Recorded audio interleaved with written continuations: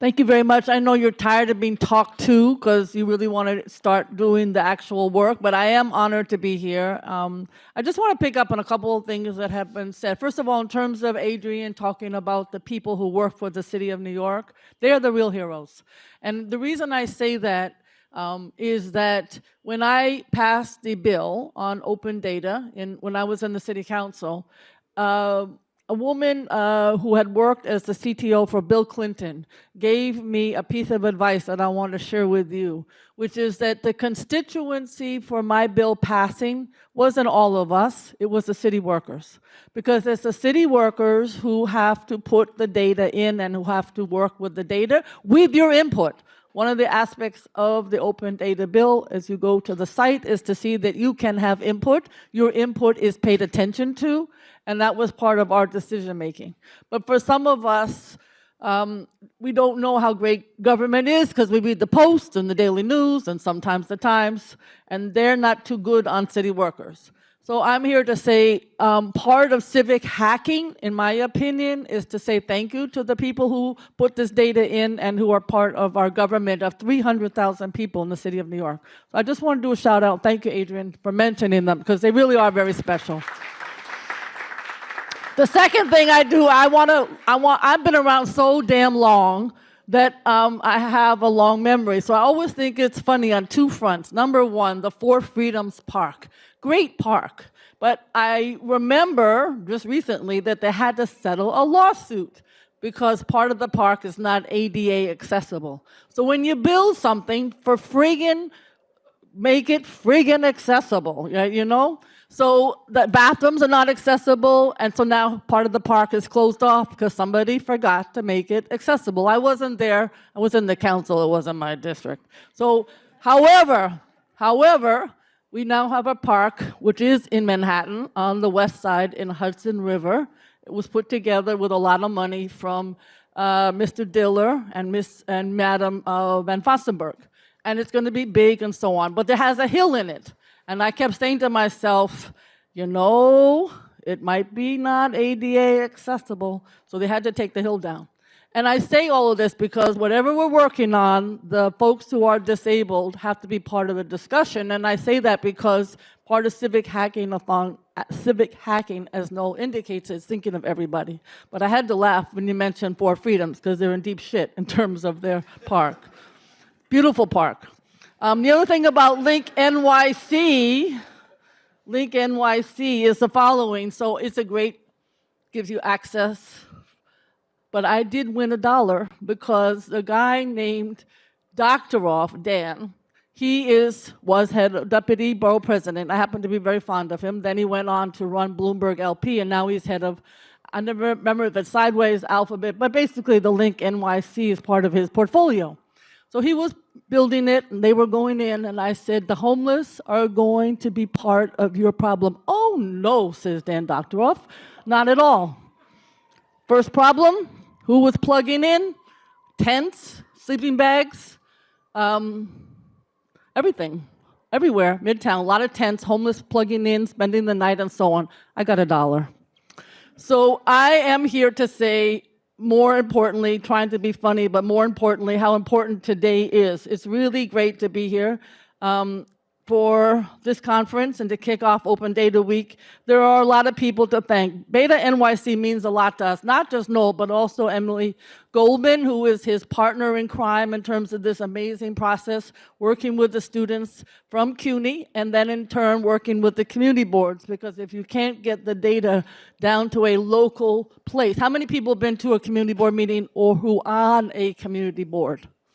That's terrific. Congratulations. So we're trying really hard in Manhattan and hopefully in other boroughs, like in Queens, to be able to work so that if you are in the community, that data is relevant to your block in your neighborhood. Because I'm from Manhattan. I don't give a darn about Brooklyn data, I'll be honest with you. But I do care about Manhattan data, and those of you who live in Brooklyn, you want the data to be local. So that's what we're working on. Easier said than done, trying to get it so that every single community board can either understand it and use it at committee meetings. So really a huge shout out to Emily and Noel for 3 years who've been working on this. And obviously Microsoft has been part of it. getting board stat, which I'm sure you'll hear more about. But just recently, Emily spoke with all of us to all of the presidents of the CUNY campuses in Manhattan. And it was really exciting to see how much work has been done by BetaNYC on the issue of data.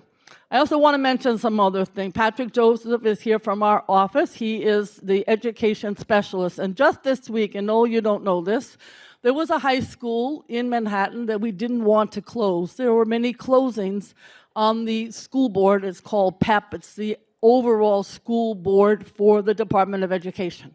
Now, those of you who know schools, have kids, have gone to the public schools in Manhattan, there's always a challenge keeping the numbers up, making sure the graduation rates are up. This is a very controversial topic if you are a student in that school or a parent or a teacher or a principal. We have 1,086 schools in the 5 boroughs, and all of them have their own niche and nuances, and some good, some bad, et cetera. So the chancellor, understandably, had decided to close this school. Parents and students came out, but it was the data.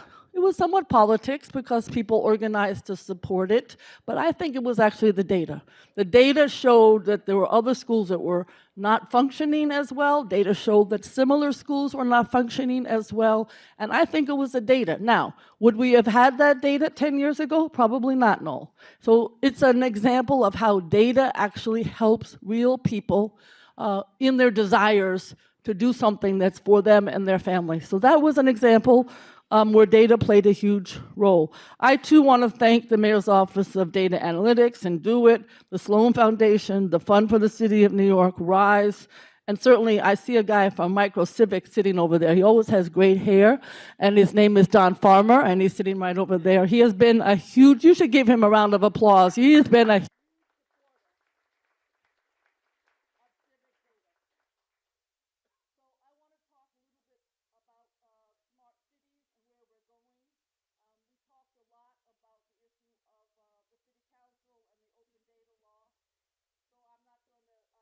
continue that discussion. There it goes.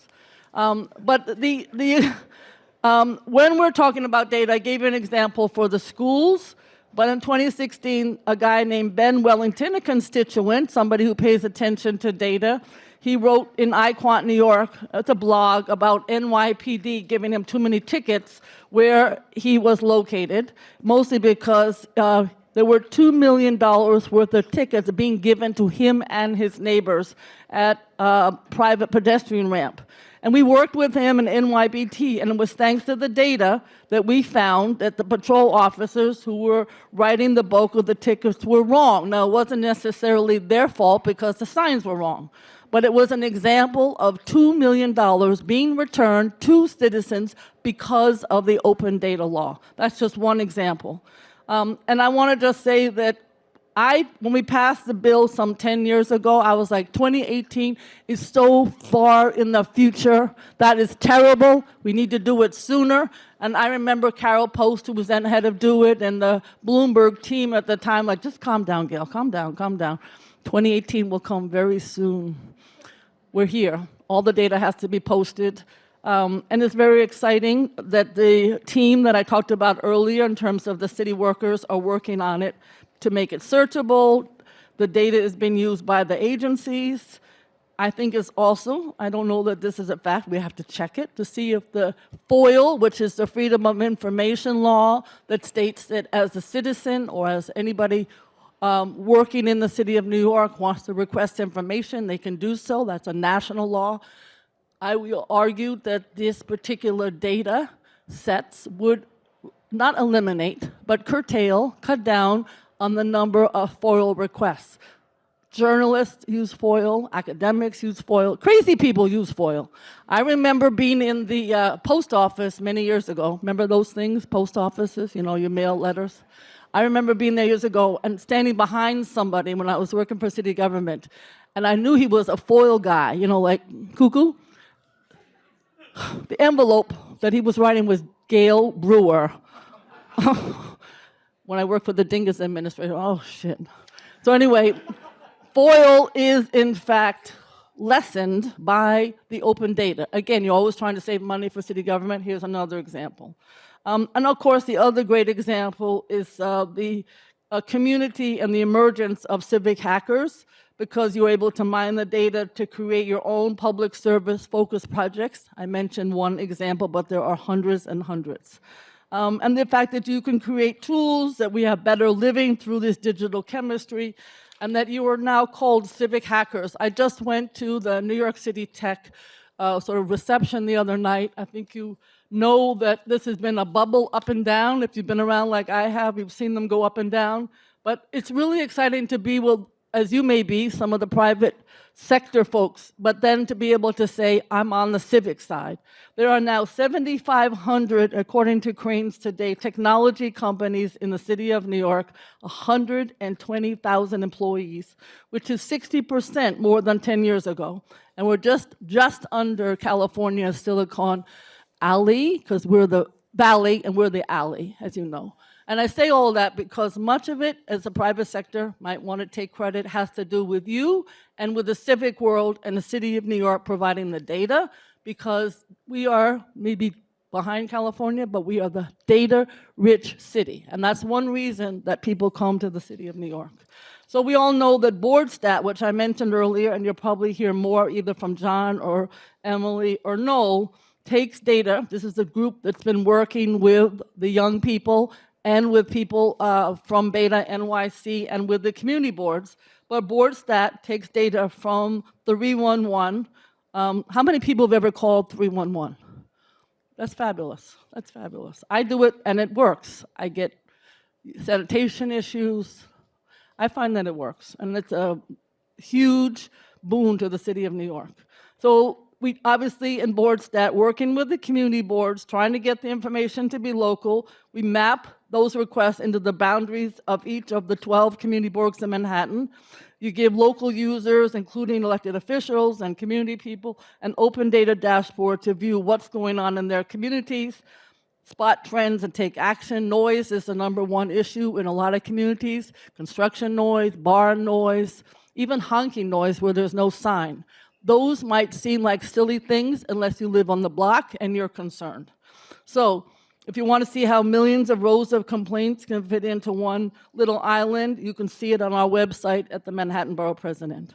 There are thousands of civic hackers in New York, and I'm so excited that our numbers are growing. You all need to use that open data, but you wouldn't be here unless you were doing that. I want to mention one other aspect of what we're working on, and I hope it works. It's pretty new. Some of you may know about what I call LoRa, which stands for long range. I think if we give more people data sources and a usable format, we'll know that the world is a better place. That's what data does. I mentioned what Patrick did and others in our office with that one high school. That's a big deal for 450 students and their families, mostly Dominican, mostly speaking Spanish, learning English. This school provides a home away from home, and they're really excited to be able to continue. And they also get, I think, a big success. Most of these families have very little success in their lives, and to have the data make that one item successful is a really big deal. So what we call LoRaWAN, I call it LoRaWAN, but it's actually LoRaWAN, and it's the key to shared spaces. It has the potential to generate lots of detailed, targeted information about our communities. Civic hackers can then use the Things Network, which I'm sure you're aware of, to develop the sharing, unlock the potential of that rich LoRaWAN-generated data. And it's all about improving people's lives. So what we did in the Things Network, it's a gentleman named Terry Moore who's organizing to build a network that serves the entire borough of Manhattan, which of course is very dense. Each LoRa gateway is powered by the Things Network. It goes online in any borough, but Manhattan in particular, and we hope that it will be helpful to startup incubators and accelerators. This is how it works. We have a LoRa in our Manhattan office, both Harlem, we have a Harlem storefront, and at one center. In addition, this device, which collects data, is doing a couple of things. It's working with HeatSeek. HeatSeek, as you know, means that you can put a device in an apartment and real time get the fact whether there is or is not heat in that apartment. Now, there are some platform issues between how it's working with HeatSeek and how it's working with LoRa, but the concept is there. When I was yesterday at a New York City Housing Authority residents town hall, even in the snow, they all turned out. And when I mentioned this tech solution, in a quote solution, because the boiler is really the solution, a working boiler. But the fact of the matter is, so many of them, 300,000 of them, did not have heat during the coldest part of our winter, and that's another whole topic. But the issue is, if we had real time, then yesterday was cold, today is warm. You wouldn't have the inspector come and say, the heat's fine, it's warm out. You can, in fact, have a discussion about inspection, but you can have a discussion about inspection if you have real-time information from the day before. So that would be an example of LoRa doing the right thing in terms of helping people's lives every single day. Number one complaint to 311, noise is probably up there, but housing or lack thereof, affordable housing, lack thereof, heat and hot water, mold, etc. There's a company called Pansofic, which is improving the public housing lives, hopefully, on a pilot basis to test the humidity in some NYCHA buildings, 3 of them in East Harlem. Now, this really will make a difference. I can't tell you how many roofs leak because there's a long list of the developments in the borough of Manhattan and citywide. Mold, mold, mold. You have mold because the roof leaks. So if you have a sensor that tells you in advance that there's going to be a leak, then those particular inspectors and repair people can be sent to that building. This would be revolutionary with NYCHA if it's to work. When I mentioned these ideas to the NYCHA residents, they gave a huge, almost standing ovation because they're so frustrated, whether it's management and funding, the list goes on, or what the problems are, but they don't have the data. And this would give NYCHA the data. There's another company called Re-Radiate, which is looking in urban agriculture by looking at monitoring compost temperatures remotely. Would be another example of how we could use compost more effectively. Another group in both in Ithaca particularly, but also here in New York City, is looking at power and efficiency of the heating systems in office buildings. Let me give you an example. Terry Moore, whom I mentioned, who's in charge of this company here in New York, Office Midtown, puts a sensor into his office building, right into his unit, and looks at it and finds that for some reason the air conditioning is going on off at 5 o'clock when it's supposed to, I guess, and then comes on at midnight. No reason. The management company had no idea. 25% of the heating bill went down in the entire building because of this $100 sensor. So you can see that, again, helping real people and saving money.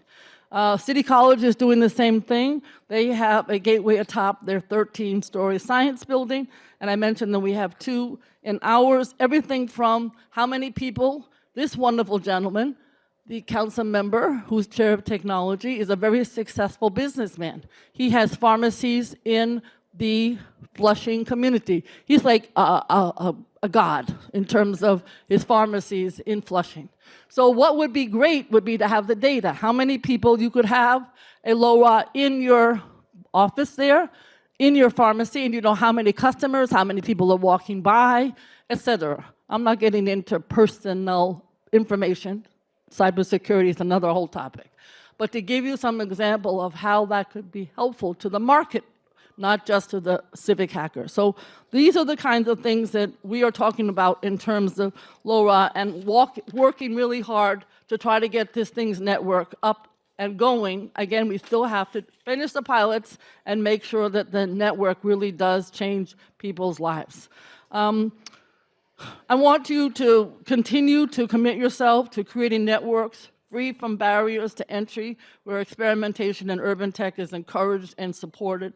And maybe, I'm sure there are other examples of how you use the data to improve people's lives. Because 10 years ago, we never could have imagined that this would be possible, and in 10 years from now, something else will be exciting, just like this data is. But first, we have to figure out how all of this data, whether it's collected from LoRa, from 311, from BoardStat, or other possibilities, can actually help people. I just want to mention a couple other things that we're working on which are related to data, but not specifically. One is, yesterday I was at Stuyvesant High School. The students there are unbelievable, no surprise to you, and they are doing an innovation maker lab.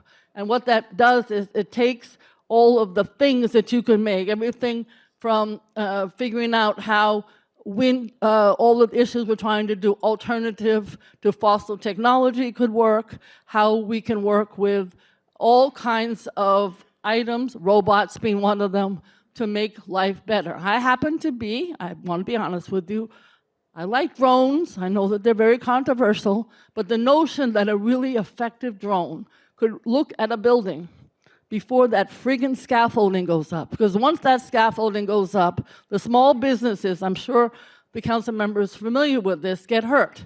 I have friends who have businesses under scaffolding, and their business goes down sometimes for 5 years, 20 or 30%. So if we could have a drone that goes up and down the building and discovers that the cornice on the left side is missing, you wouldn't have to put the scaffolding up until the problem is actually going to be fixed. How many times have you been by scaffolding and sitting there for 5 years, and you're like, who is working here? And sometimes it's because they can't get the service people at that moment, but a drone could take care of all of the information needed before the problem exists, or maybe there's no problem. Second, yesterday I was at a meeting of the new 2nd Avenue subway. It's going to come 96th Street to 125th Street. I won't get into all the movings. Oh, God.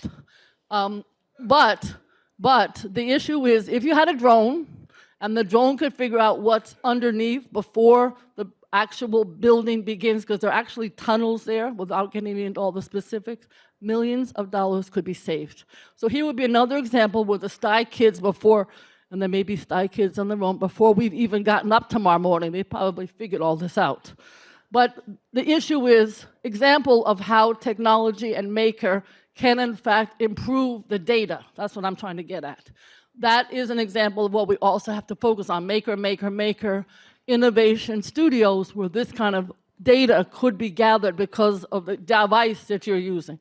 I'm always, as the council member indicated, concerned about the bandwidth in our schools, because if you don't have enough bandwidth, then the schools are not going to be able to be as innovative as we wish. So I'm asking you all to promote the Things Network and LoRa in your own communities, as well as the amazing work that John Farmer and Noel and Emily have been working on with our students at CUNY. Share the network, figure out the quality and scale of the data that remote nodes can generate, and try to use it for real people in real time. The potential of you and this community is vast. Things are moving very, very quickly, and I look forward to your amazing successes. Thank you, Noel, and don't talk about me anymore. Thank you.